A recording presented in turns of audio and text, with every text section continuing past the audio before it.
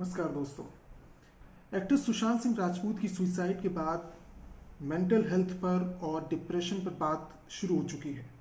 WHO के मुताबिक जिस देश में डिप्रेशन के सबसे ज़्यादा मरीज हैं, जहां पर मेंटल इलनेस को लेकर बहुत ज़्यादा केस सामने आ रहे हैं, वहां पर कोई मेंटल इलनेस से जुड़े मसले पर बात नहीं करना चाहता।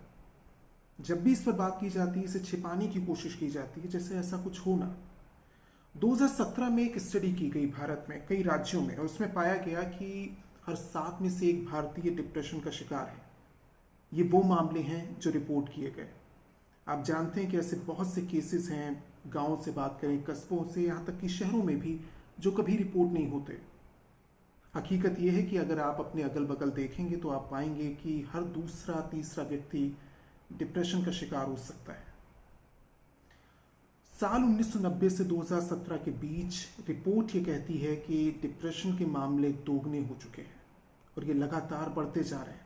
अब वक्त आ गया है कि इस पर बात की जाए, इसका समाधान निकाला जाए और इसके हर एक पहलू को समझा जाए, जो आज हम करेंगे। आखिर डिप्रेशन होता क्यों है, दिमाग में आए बदलाव में क्या चीज़ें रहती हैं, वो मैं आपको आगे बताऊंगा।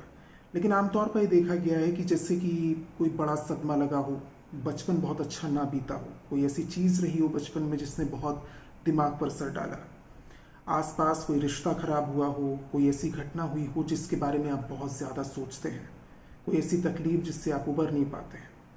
ये वजह हो सकती है डिप्रेशन लाने की। ये कोई टेम्परामेंट इशू नहीं है। ये समझने की ज़रूरत है कि आप किसी के व्यवहार से इसे नहीं जोड़ सकते, क्योंकि साफ तौर पर एक बीमारी है जो दिमाग से जुड़ी हुई है, इसलिए इसे आप मेंटल इलनेस कहते हैं। इसको और बारीकी से समझना है तो एक तस्वीर देखिए। दिमाग के 3 हिस्सों को आप गौर से देख सकते हैं। इसमें ये 3 हिस्से हैं, एमिगडाला, थैलेमस और हिप्पोकैम्पस। एमिगडाला दिमाग के उस हिस्से, उस तंत्र से जुड़ा होता है जो आपकी भावनाओं जैसे कि गुस्सा, खुशी, दुख या डर का एहसास कराता है। इसे दिमाग का फियर सेंटर आप कह सकते हैं। ये बादाम जितने आकार का होता है और जब इंसान इमोशनल होता है तो एमिगडाला एक्टिव हो जाता है और आप डिप्रेशन के शिकार हैं तो इसकी एक्टिविटी बहुत तेज हो जाती है। थैलेमस का काम सेंटर इंफॉर्मेशन को सही तरीके से रिसीव करना है। यह हिस्सा आपकी यादों की क्षमता को, आपके रिएक्शन को, आपके बोलने की ताकत को निर्धारित करता है। थैलेमस में दिक्कत होने से बाइपोलर डिसऑर्डर की समस्या हो सकती है। हिप्पोकैम्पस दिमाग के उस तंत्र से जुड़ा हुआ है जिसका काम आपकी पुरानी यादों को सहेज कर रखना है। जैसे आपने कहावत सुनी होगी कि दूध का जला छाछ भी फूक फूक कर पीता है, यानी कोई पुरानी ऐसी याद जिससे आपको दिमाग अलर्ट कर सके, वो काम होता है। डिप्रेशन एक मानसिक बीमारी है, लेकिन इसका इलाज तो दूर, इस पर कोई बात भी नहीं करना चाहता।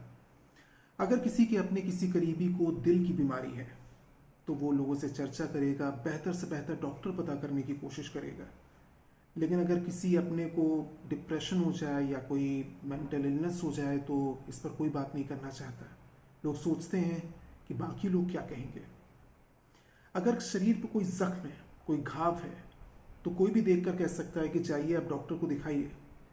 लेकिन दिमाग पर अगर कोई चोट लगी है, कोई तकलीफ है, तो किसी को नजर नहीं आता। और यही वजह है कि डिप्रेशन के मामले को कोई गंभीरता से नहीं लेता। ऐसा नहीं है कि इसके सिम्टम्स देखे नहीं जा सकते या महसूस नहीं किए जा सकते। डिप्रेशन के शिकार जो भी लोग होते हैं, उनके आसपास के लोगों को ये साफ महसूस होता है कि कुछ गड़बड़ है, कोई तकलीफ है। वो इंसान जिसे वो जानते हैं, ये वो नहीं है। डिप्रेशन के सिम्टम्स की अगर मैं बात करूं तो ऐसा व्यक्ति अपने आप को लोगों से काट लेता है, सोशल नहीं रहता, उसे अकेला रहना पसंद होता है, मायूसी से। दुख तो कई तरह के हो सकते हैं, हर दुख डिप्रेशन नहीं होता है, लेकिन डिप्रेशन में एक अजीब सी उदासी रहती है जो पूरे टाइम छाई रहती है। ऐसा व्यक्ति कई बार किसी दूसरे व्यक्ति के साथ, दोस्तों के साथ घर से बाहर निकलता है तो एंजॉय करता है, लेकिन वापस वो अपनी ज़िंदगी में लौटता है तो फिर से वो मायूसी उसे घेर लेती है। उसे लगता है कि 24 घंटे उसके सिर पर कुछ रखा हुआ है, एक बोझ है। कई बार ऐसा भी देखा गया है कि ऐसे व्यक्ति बहुत लो होते हैं, किसी पल वो बहुत हाई होते हैं। जिस समय हाई होते हैं ऐसा लगता है कि सब कुछ ठीक है, लेकिन जब लो होते हैं तो बहुत मुश्किल पड़ जाती है। कुल मिलाकर ऐसे व्यक्ति का जो डिप्रेशन का शिकार है, हर दिन एक स्ट्रगल होता है अपने आप से और दुनिया से कि वो कैसे ठीक हो। लोग ये भी कहते हैं कि ऐसे व्यक्ति को हेल्प मांगनी चाहिए, जो आजकल बात की जा रही है। लेकिन आपको ये समझना होगा कि अगर वो इतना समझदार है, वो ये जानता है कि ये दिक्कत बहुत ज़्यादा है, तो वो क्यों नहीं मदद मांगता? क्योंकि वो इस कंडीशन में नहीं होता है, इसलिए ये सिम्टम्स आपको पहचानने होंगे। बहुत बार ये भी देखा गया है कि ऐसे लोग इस फेज से निकलने के लिए शराब पीने लगते हैं, ड्रग्स का सेवन करने लगते हैं, और इससे मुश्किल और बढ़ जाती है। Journal of neuro science investigator में एक रिपोर्ट छपी जिसमें 24 महिलाओं पर रिसर्च की गई। इसमें पाया गया कि जिन महिलाओं में डिप्रेशन था उनमें बाकी महिलाओं के मुकाबले हिप्पोकैम्पस का आकार 9 से 13% कम था। इससे साफ पता चलता है कि डिप्रेशन जितना ज़्यादा होगा, जो स्टेज है उसकी ज़्यादा होगी, उतना ज़्यादा हिप्पोकैम्पस को नुकसान पहुंचेगा, और इसका साफ इशारा है कि डिप्रेशन में आपके दिमाग पर भारी असर पड़ता है। एक और महत्वपूर्ण बात वो जीन से जुड़ी हुई है। ये साफ हो चुका है कि अगर पारिवारिक हिस्ट्री कोई है, किसी को डिप्रेशन रहा है फैमिली में, तो वो भी आगे होने की संभावना बनी रहती है। आपके शरीर का हर हिस्सा जिसमें आपका दिमाग शामिल है आपके जीन से नियंत्रित है। जीन्स प्रोटीन बनाते हैं जिससे बायोलॉजिकल प्रोसेस आगे बढ़ता है, और डिप्रेशन से सारा काम बिगड़ जाता है। होता यह है कि डिप्रेशन का असर होता है, आपका दिमाग अनस्टेबल रहने लगता है, और जिनकी फैमिली हिस्ट्री रही होती है, जिनको डिप्रेशन होने के ज़्यादा आसार होते हैं, वो इसलिए होते हैं कि जब हालात इस तरह के होते हैं कि आप टेंशन लेते हैं तो वो लोग ज़्यादा टेंशन लेते हैं, वो लोग इससे उबर नहीं पाते हैं, वो ज़्यादा वल्नरेबल होते हैं ऐसी स्थिति को लेकर। जैसे किसी भी बीमारी का आपके शरीर पर असर होता है, वैसे ही डिप्रेशन का आपके दिमाग पर असर होता है। ऐसे में ज़रूरी है कि तुरंत डॉक्टर से सलाह ली जाए, किसी एक्सपर्ट से मिला जाए। आमतौर पर लोग इनसेंसिटिव शब्दों का इस्तेमाल करते हैं, लोग ऐसे शब्दों का इस्तेमाल करते हैं या कह देते हैं कि किसी का व्यवहार ऐसा है, किसी का नेचर ऐसा है। इसके लिए आपको संवेदनशील होना चाहिए। जो लोग डिप्रेस लोगों के आसपास हैं उनकी जिम्मेदारी ज़्यादा है।